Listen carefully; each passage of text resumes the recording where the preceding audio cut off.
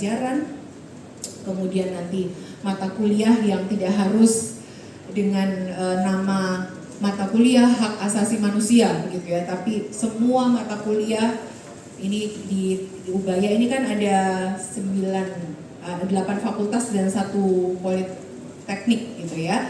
Dan semua mata kuliah yang ada di dalam 8 fakultas dan 1 politeknik itu tentu harus mencerminkan juga prinsip-prinsip hak asasi manusia itu dalam pembelajaran dan kurikulum gitu. Nah, nanti mungkin bisa dikritisi karena ini diskusi internal ya, diskusi internal tentunya kita lebih leluasa bicara secara kekeluargaan gitu ya. Dan Pak Anton ini saya agak tenang gitu ya sebenarnya jadi moderator di sini gitu ya karena dengan bapak saya, maaf Pak Anton tadi saya ngomong orang tua gitu, bukan orang tua dalam arti ini ya, karena kita, nah itu senior katanya Gus Aan gini, senior Mbak katanya bukan orang tua, itu kan bahasa akrab ya Mas, dan saya tidak ada maksud untuk apa itu tadi orang tua dengan yang muda, enggak ya, justru itu sikap menghormati dan saya merasa senang dan nyaman. Dan satu lagi bersama saudara saya gitu, Gus Aan ya, yang kita sudah sering beberapa kali ketemu. Ya baik, itu tadi ringkasan, tapi tidak hanya pembelajaran dan kurikulum, sebenarnya nilai-nilai HAM itu masuk jika kita ingin menerapkan itu di dalam universitas gitu, dalam rangka penegakan HAM hingga nanti membentuk karakter gitu ya. Tapi juga rupanya interaksi antar dosen, interaksi antar dosen dengan mahasiswa, pokoknya antar sivitas akademika itu harus terwujud dan menyatu gitu ya, sudah mendarah daging gitu nilai-nilai. Nah itu bagaimana? Itu masih belum sampai pada tujuan ideal itu ya Pak Anton ya, rasanya ya masih banyak, kita masih dalam proses untuk mengupayakan itu gitu. Nah kemudian dari keilmuan dan pemaparan juga banyak hal gitu. Nah itu dalam konteks pendidikan di pendidikan tinggi terutama. Nah kami menunggu tanggapan dari Bapak Ibu atau masukan begitu. Tapi kita akan beralih dulu ke saudara saya Gus Aan. Gus Aan. Gimana? Ya apa?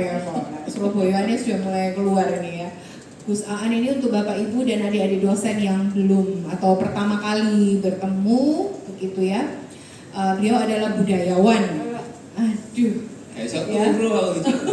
Budayawan dan Gus Durian. Gus Aan ini ada kurikulum vitae ya. Saya bacakan dulu apa mau?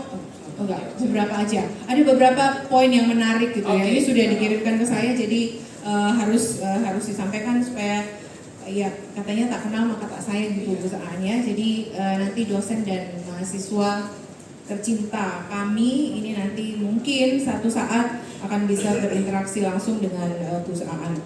Ya, Gus Aan ini nama lengkapnya Muhammad Aan Ansori ya, salah lagi ya. Atau akrab disapa Aan Ansori atau Mas Aan atau Gus Aan. Lahir di Jombang dan ini menarik nih ya. Kurikulum vitae-nya gitu ya, menamatkan D3 informatika komputer gitu ya. Tapi kemudian programmer. Nah, itu ada seninya juga, makanya Gus Aan keren kayak gini ya. Oke. Ya, baik. Kemudian nyebrang ini ya ke ilmu hukum. Mengambil studi S1 Anton, beliau S1 ilmu hukum di Universitas Darul Ulum Jombang. Ada banyak beberapa teman saya dari sana, Gus. Dan kemudian lanjut ke strata 2, hukum keluarga Islam, bidangnya ya, itu syariah ya, dengan titel MH dari Universitas Hasyim Asari Tebu Ireng Jombang, orang Jombang. Dan kemudian tentunya di sini ada beberapa poin yang menarik dari kurikulum Gus Aan ini. Dulu atau sekarang masih berkegiatan di lembaga swadaya masyarakat seperti ICDHRI, nanti mungkin bisa dijelaskan. Kemudian link dan Lapesdam NU untuk isu HAM, agama dan kelompok minoritas agama dan gender seksualitas. Wah, ini keren.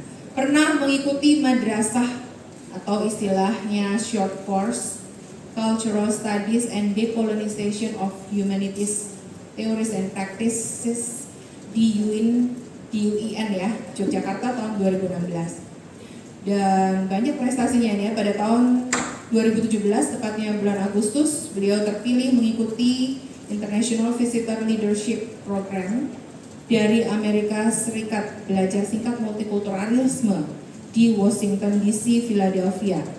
Jauh-jauh belajar multikulturalisme di Amerika. Masih bayari, Ya, coba nanti bisa diceritakan Gus Aan bandingkan dengan multikulturalisme di Indonesia.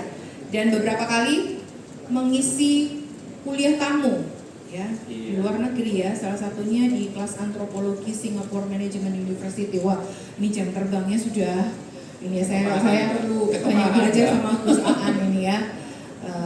Bersyukur saya bisa bertemu dan kenal dengan Gus Aan. Dan pernah menjabat sebagai koordinator jaringan Gus Durian Jawa Timur hingga 2015 dan koordinator jaringan Islam Anti Diskriminasi atau JIAD sampai sekarang.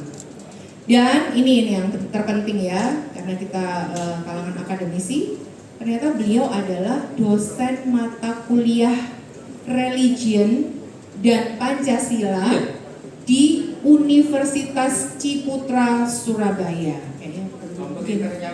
Kayaknya perlu Pak Anton ini ada di sana, beliaunya mungkin kita perlu undang juga di Ubaya.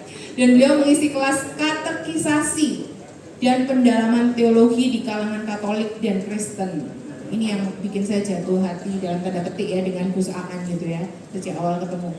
Beliau juga menjadi anggota Working Group Program Interfaith PGI strip PKN Belanda. PKN itu PGI-nya Belanda. PGI-nya Belanda, oke, sip. Dan itu tadi pengalaman karir dan kiprah beliau ya. Nah ini juga menarik, ada tulisan-tulisan gitu ya, tulisan-tulisan beliau di The Jakarta Post, Geotimes, Asumsi.co, Magdalene.co, Rappler dan situs lainnya. Dan menjadi penulis serta editor buku narasi memori Ada Aku di Antara Indonesia dan Tionghoa. Kemudian Jalan Lain Perdamaian, Derap Perlawanan di Kaki Semeru. Ini nanti mungkin bisa di-share ya. Yes. Kota Santri, Kota dalam kurung Intoleransi. Ini tajam ini ya. Judulnya saja tajam, pasti analisisnya di dalam juga demikian.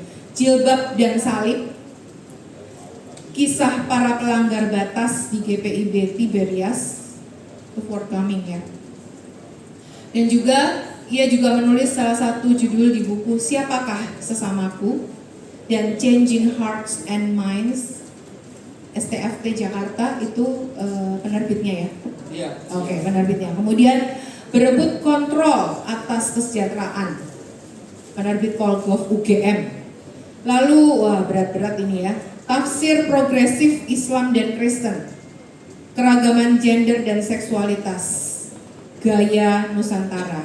Kemudian Changing Hearts and Mind, juga penerbit STFT Jakarta. Dan selanjutnya Atas Nama Baik Pesantren, Kekerasan Seksual, Keadilan yang Harus Tegakkan, Merawat Ingatan Merajut Kemanusiaan. Ini rasanya saya berat untuk melewatkan ini info ini. Sebentar ya, saya beberapa tulisan online juga ada. Peristiwa 1965, lalu Masihkah Meragukan Maaf Gus Dur, Memutuskan Peristiwa 1905 dan Skema 151. Wah, banyak ini ya. Oke, itu nanti mungkin bisa kontak langsung dengan Gus Aan. Baik, tidak sabar lagi rasanya kita akan mendengarkan ide pemikiran Gus Aan. Begitu ya bro? Iya, siap. Kita akan dengarkan sharing beliau gitu ya. Sayang jangan ditinggalkan sesi ini gitu ya. Silakan Iya. Gus Aan. Terima kasih. Kita kasih close untuk Mbak Sonia. Boleh di-share? Sebenarnya tadi sudah sangat komprehensif disampaikan oleh Mas Anton, Ketua. Saya panggil Mas saja. Jadi, saya selalu ngomong ke banyak orang, nang pasar turi atau toko niku toko Cina, nek kan kepengin murah, ojo diceluk bu, celuken C tako, engko pasti oleh kortingan. Jadi Jadi saya selalu mengapresiasi orang itu apa? Saya pangkas umurnya itu 10 tahun. Jadi makanya semuanya mau tua, terutama yang tua, yang senior itu mesti saya panggil Mas, Mbak, Mas. Mau umurnya 80, mau 90, saya akan usahakan untuk panggil Mas seperti itu. Ada 3 hal yang sebenarnya sudah banyak disampaikan oleh Mas Anton tadi menyangkut soal combating radikalisme dan juga upholding human right. 3 hal itu menyangkut soal radikalisme. Begini, kalau kita tugasnya adalah mengoptimalkan, kita itu gak iso mengoptimalkan kalau gak duwe data existing datanya. Nek aku dikongkon kalau konsultan ini, upaya iki ya apa iso luwih maju supaya lebih optimal, aku sering njaluk existing datamu ya apa? Di titik itu kemudian saya akan mencoba untuk lebih aplikatif. Tadi kan Mas Anton kan ngomong, ya apa mengaplikasikan? Tadi sudah sangat aplikatif. Tapi kita jerotno pisan Mas. Tak jerotno. Jadi kalau kalian teman-teman di Ubaya mengklaim sebagai kampus multikultur, nanti dulu, gitu kan? Ada indikatornya kayak itu. Next. Ini radikalisme agama. Sebenarnya teman-teman sekalian, radikal itu konotasinya enggak cuma negatif saja. Ya. Saya menyebut Gus Dur, Yesus, itu orang yang radikal. Radikal itu adalah orang yang super sungguh-sungguh. Gitu. Nek gak super sungguh-sungguh, nggak mungkin Pak Dekan ini jadi profesor. Masih yang mentok ya dokter, nggak jadi notok ya rektor kepala. Jadi orang yang radikal itu sebenarnya yang normatif saja. Tetapi kemudian belakangan radikalisme menjadi sesuatu yang agak disetankan karena kerap digunakan untuk hal-hal yang negatif. Misalkan radikalisme agama itu cara mikirnya itu adalah pokoknya agamaku sing paling benar, ya, mikirnya itu binerik. Ya. Nah ini menurut saya menjadi hal yang sangat menarik. Tetapi yang mungkin ini di sini kan banyak para studi tentang radikalisme. Next. Tadi Pak Mas Anton sudah menyebutkan. Tak perjelas saja di sini. Tadi kan Mas Anton nggak terlalu orang itu bisa radikal karena intoleran. Kalau pertanyaannya mau dikejar, kenapa Pak Anton kok orang itu bisa intoleran? Ya Google, nang ChatGPT lah, gemini.google.com. Saya kasih tahu, ya, saya bekerja di isu-isu toleransi sejak tahun 2000. Ada 4 hal yang ini kalau terus dimainkan, orang itu bisa jadi toleran, bisa jadi intoleran. Yang pertama, doktrin pengajaran agama. Kalau sejak awal di gerejanya didoktrin, pokoknya yang paling benar itu adalah orang yang Kristen yang sudah terselamatkan, di luar itu tidak terselamatkan. Sudah menanamkan kadar dan bibit intoleransi yang ada di situ. Yang kedua, minimnya pengetahuan terhadap kelompok lain. Kalau Ubaya kemudian mendeklarasikan ini khusus orang yang selain Islam saja, maka institusi ini itu tidak akan tahu lebih lanjut tentang kelompok agama lain. Jadi kalau kita ingin mendidik anak kita intoleran, ya sekolah noai, SD ini SD Petra, TK ini TK Petra, SMP ini SMP Petra, misalnya Mas Jo, mari ngono SMA ini SMA Gloria, sekolahnya nang Petra, kemudian komplit sudah, homogen terus, sama kayak aku dulu tuh predumnya itu muslimat, TK-nya muslimat, MI-nya MINU, sanawiyahnya tambah beras, SMA-nya Islam. Kemudian S1-nya Darul Ulum, S2-nya Tebuireng. Jadi wis kafah lah, Islam itu kafah. Untungnya kemudian nongkrongnya tersesat-sesat di jalan yang nikmat ini. Jadi kalau kita mengunci pengetahuan kita, tidak mengajari anak-anak kita agama lain, etnis yang lain, itu un-Kristiani. Nggak terlalu Kristen, nggak terlalu Islam. Karena ia tidak akan mengenal yang lain. Mas Anton mungkin tidak akan jadi seperti Mas Anton ini kalau ternyata sejak kecil ia tidak ketemu dengan Hasyim Muzadi. Yang ketiga, kurangnya perjumpaan dengan kelompok agama lain. Ini. Kami di Jawa dulu di ini kan jejak gak usah apa jenenge konco-koncoan karo anake Cikina, anake ku sapa gitu kan. Koncoe padha-padha Jawane dan lain sebagainya. Ini. Nah, yang ketiga persis tadi disinggung oleh Mas Anton tadi bahwa perasaan ketidakadilan terhadap diri atau komunitasnya. Ini di tradisi Islam itu meskipun kita sangat tercerahkan, tetapi kalau digesek, ayo kan nggak muring-muring kan? Ternyata yang menguasai 50-60% kekayaan Indonesia itu cuma 1% saja, dan 1% itu kebanyakan itu adalah bukan orang Jawa, bukan orang Islam. Jadi perasaan injustice itu terus digolong. Maka ini penyebab radikalisme agama itu sendiri. Orang akan menjadi siap untuk melakukan apa yang disebut dengan radikalisme berbasis agama. Next day, saya kasih tahu ini bagi yang ingin nulis studi soal radikalisme. Radikalisme itu, Mas Freddy, nggak bisa digebiaui cuma satu varian. Flu, aku ini kena flu, tapi flu-nya gak koyo Pak Rektor. Tadi kan Pak Anton ngomong flu berat itu perusahaan. Begitu juga dengan radikalisme. Radikalisme itu saya bagi menjadi 3. Tiga-tiganya ini intervensinya juga beda. Jadi yang paling light, radikal yang paling light itu yang apa ya Pak Prof? Yang ringan, ciri nih. Karena itu Islam, ini yang di Islam ya. Katakanlah kalau orang Islam itu kena radikal yang light, cirinya ini. Dia serawung dengan non-Islam, serawung, konconi, sama-sama ubaya. Yang kedua, ketika Natalan, dia mengucapkan selamat, tapi tidak pakai Natal. Selamat ya. Selamat apa? Ya wis pokoke selamat. Lho selamat apa?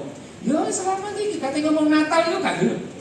Tapi alhamdulillah ngomong selamat. Ini. Prefer pemimpin Islam. Jadi kalau pilihan BEM dan lain sebagainya, ia akan.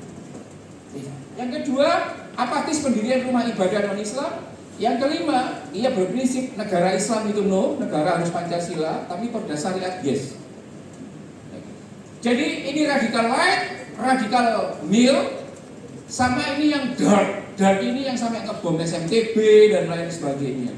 Nah, untuk menjadi dark ini, ia pasti sudah lulus light, mild, dan sini. Jadi kalau kita, misalkan Pemprov Jawa Timur menganggap radikal itu hanya radikal dark, hanya yang flu berat saja, maka ya ia gagal mengetahui bahwa sebenarnya radikal yang dark ini apa namanya pulaane atau apa namanya sumbernya itu dari ini tadi. Ini menjadi hal yang penting bagi kita semuanya untuk melihat sejauh mana kita mau mengoptimalkan soal radikalisme itu sendiri. Next, D, seperti itu. Ini contoh Jawa Timur yang kita cintai. Ini contoh yang radikal gelap ini. 16 daerah di Jawa Timur, nggak tahu ini kan tahun 2016 ini, tapi nggak pernah diupdate apakah masih tetap di 16 daerah. Ini yang radikal berat. Next. Ini yang radikal mild.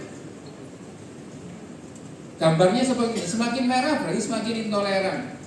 Jawa Timur ini ya nggak merah juga nggak putih. Berarti ya so-so seperti itu. Artinya apa? Artinya yang terkena radikalisme yang apa namanya light dan mild itu juga cukup tinggi. Next. Bagi saya ini menjadi hal yang sangat menarik. Ini adalah data-data, existing datanya yang kita bisa lihat pada tahun 2020 bahwa sebenarnya ada problem serius. Saya bersyukur banyak orang mahasiswa-mahasiswi Islam yang kuliah di Ubaya ini. Karena apa? Karena mereka mendapat kesempatan untuk mengenal kelompok agama lain di institusi pendidikan. Sebab apa? Sebab kebanyakan anak-anak yang intoleran, yang radikal, itu selalu hidupnya homogen, terverifikasi di sini.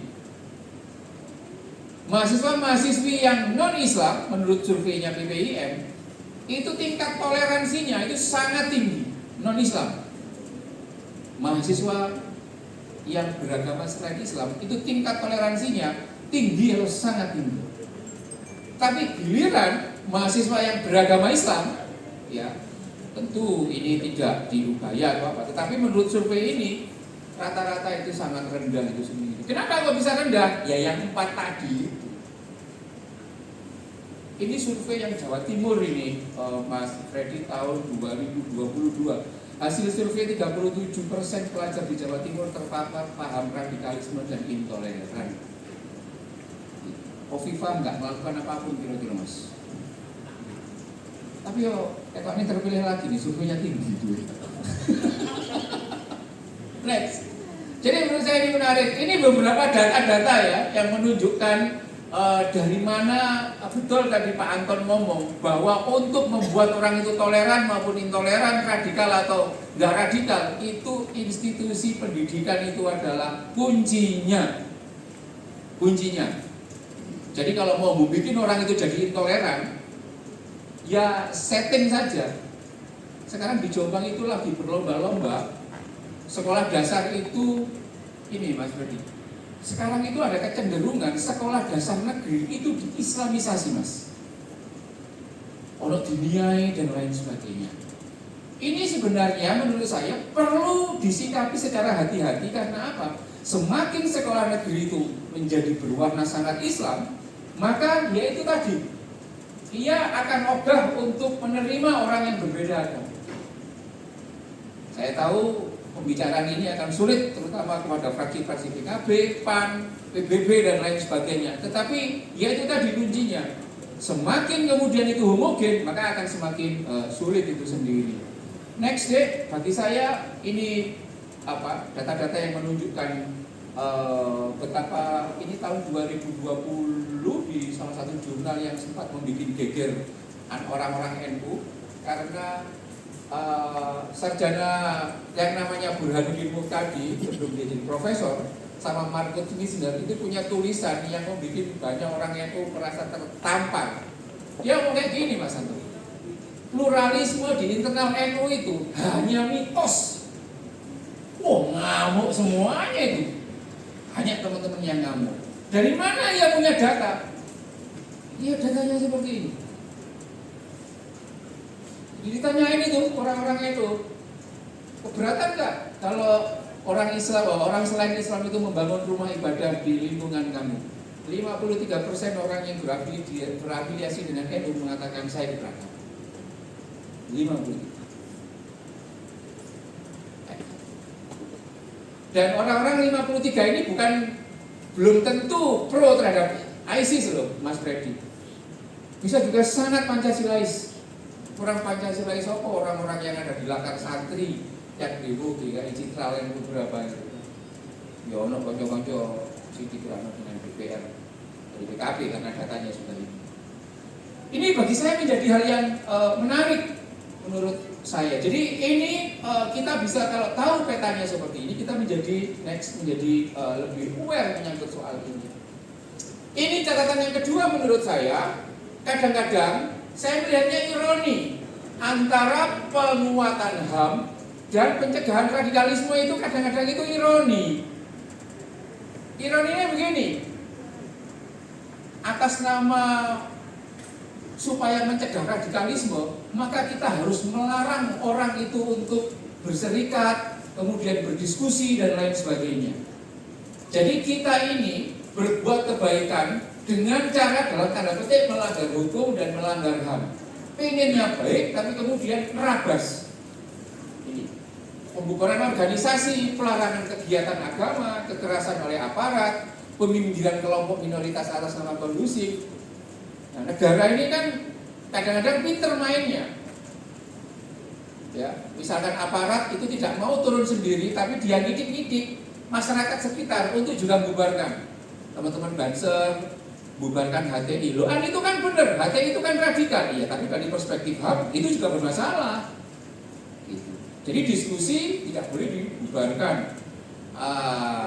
Cara berpikir harus dilawan dengan cara berpikir itu sendiri.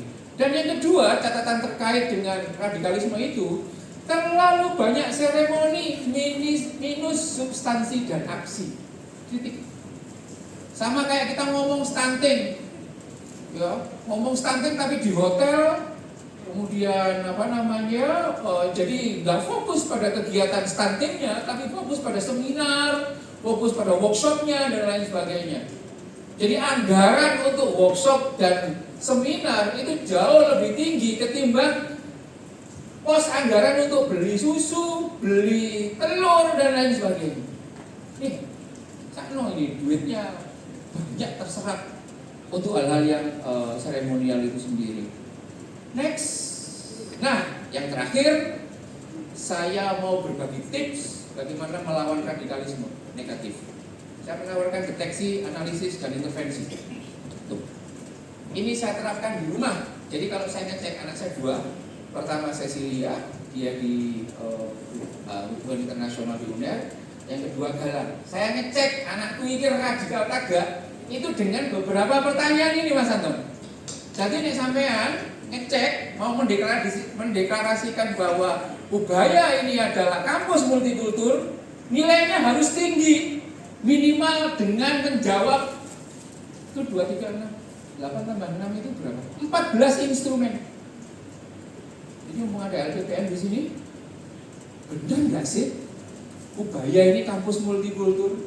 Cukup nanti sebelum UAS selesai dikasih online ini. Pertanyaannya ini aja. Pendirian rumah ibadah oleh agama yang paling tidak disukai boleh dilakukan di lingkungan tempat tinggal saya. Setuju, tidak setuju dan lain sebagainya. Dari sini kita akan melihat anak ini, ya, satu orang mahasiswa ini itu masuk di kelompok radikal, moderat atau progresif. Kalau ia di radikal, radikalnya sebelah mana? Mild, light atau dark?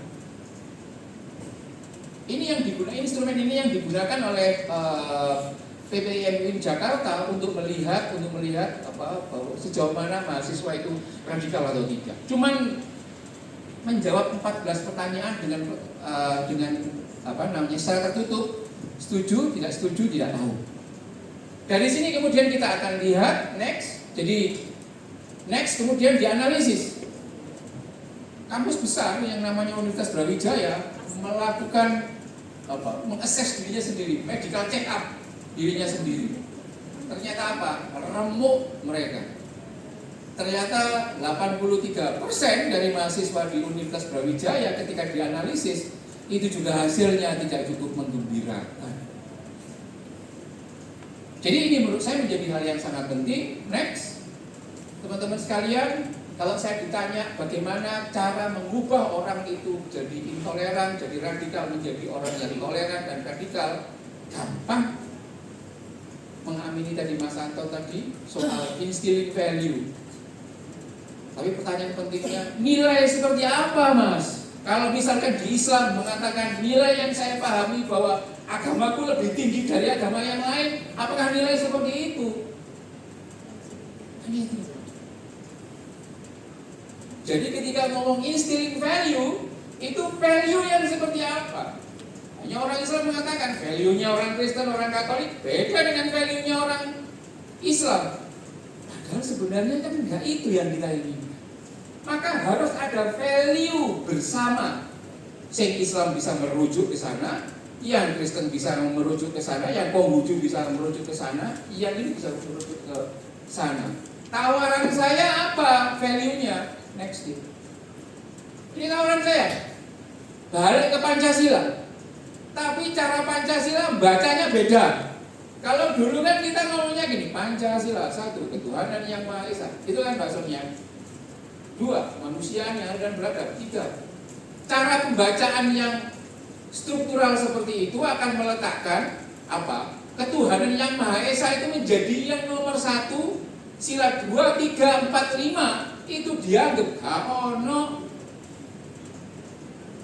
Jadi kadang-kadang itu gak salah nek wong-wong arek-arek iki apal Pancasila dan radikal.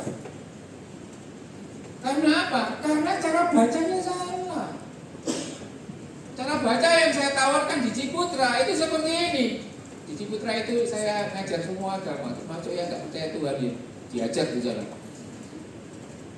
Jadi baca Pancasilanya seperti ini. semakin aku meyakini ketuhanan yang Maha Esa, semakin aku akan berpegang teguh pada kemanusiaan yang adil dan beradab. Jadi kalau Mbak Sonia ini pengikut Kristus, dia tinggal ganti saja ketuhanan yang Maha Esa.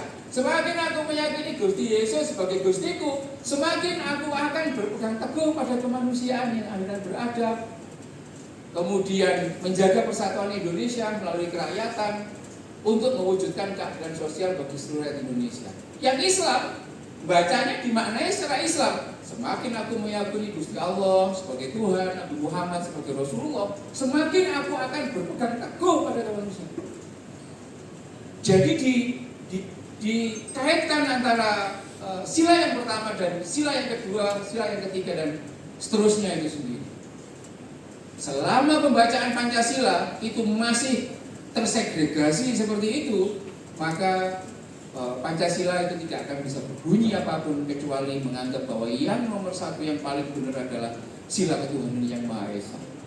Apalagi kalau kemudian orang Islam nggak ngerti ketuhanannya Kristen, itu ya menganggap bahwa Tuhannya orang Kristen itu tidak esa. Yang esa ya tauhid ya wong Islam dong. Berarti Pancasila ya wong Islam. Berarti kan tambah bubrah nih kalau seperti ini. Jadi ke atas. Jadi yang pertama ke atas. Enggak. Nah, jadi yang pertama itu adalah instilling value. Value yang seperti apa? Value-nya Pancasila. Pancasila yang seperti apa? Bacanya ya kayak gitu. Tidak bisa dibaca yang lain. Yang kedua, setelah value-nya 30% ini apa? Jadi kalau kita ini, anak itu dikasih instilling value saja, dari mulai jam 0 sampai jam 0, itu hanya bisa mengupgrade toleransinya maksimal 30%. Sama kayak kita ini lulus atau tidak pembobotan. Jadi instilling value itu untuk mengubah orang itu jadi toleran, itu bobotnya cuma 30%. Gak lulus, belum lulus, meskipun setiap hari wiritan kasih dan lain sebagainya. Yang kedua, ditambahi vitamin yang kedua. Anggap saja ini vitamin yang pertama, ini vitamin yang kedua, itu transferring knowledge. Banyak kan orang Islam itu rata-rata itu tidak cukup memahami tentang doktrin soal kekristenan dan lain sebagainya.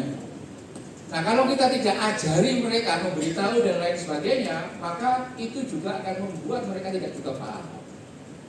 Jadi transferring knowledge itu adalah penting. Apa itu keislaman, apa itu kekristenan, apa itu Konghucu, apa itu Katolik, bagi orang-orang yang bukan pemeluknya. Karena itu akan bisa mengikis persepsi-persepsi yang salah. Jadi value satu hal, knowledge hal yang lain. Value itu soal kesetaraan, kemanusiaan, rahmatan lil alamin. Tapi kalau knowledge itu adalah pengerti nggak rupanya, tahu melbu nggak? Ini menjadi hal yang penting. Nah ini 30%. Kalau ini diikuti 60% lulus, meskipun dapat lulusnya C gitu aja. Nah yang tinggi, yang 40% ini adalah encountering others. Encountering others itu memperjumpakan, mempertemukan seperti di Ubaya itu. Dia nilainya 40% gitu. Jadi ada orang ngaji ini radikal, gak ngerti tentang Kristen, tetapi dia duwe konco Tionghoa Kristen. Dia masih menganggap dia kafir, musuh, tetapi karena sering jenenge serawong dan lain sebagainya, ia kemudian tidak terlalu intoleran. Karena apa? Ya ini tadi encountering others itu sendiri. Baru yang terakhir adalah kemudian dinilai. Jadi diintervensi, kemudian kalau dokter itu kan dikasih obat, terus ditensi lagi, oh bagus, kasih lagi dan lain sebagainya. Ini menurut saya menjadi hal yang menarik, teman-teman sekalian. Next. Ini beberapa yang saya lakukan, saya penikmat dan juga lagi fokus untuk mempelajari kekristenan supaya saya bisa menjelaskan ajaran-ajaran Kristen ke orang-orang Islam, supaya orang Islam itu juga tidak salah paham dengan orang Kristen itu sendiri dalam banyak hal. Yang terakhir saya kira next. Ya, ini perjumpaan yang menurut saya menjadi penting. Next. Yang terakhir saya kira begini, bahwa penegakan HAM untuk melawan radikalisme itu, kalau pendekatannya kuratif, itu pemadam kebakaran, kayak gitu, dan itu akan berupaya atau kemudian mempengaruhi indeks demokrasi itu sendiri. Gak boleh pengajian, melakukan pembubaran dan lain sebagainya. Tetapi dengan pendekatan yang tadi saya sampaikan, saya ingin mengatakan bahwa optimalisasi HAM itu juga secara otomatis itu juga akan mampu untuk menekan gagasan dan juga praktek-praktek radikalisme. Saya kira itu, Mbak. Terima kasih. Tepuk tangan dulu dong. Kurang semangat nih. Tepuk tangan sekali lagi untuk kedua narasumber kita hari ini. Ya, baik.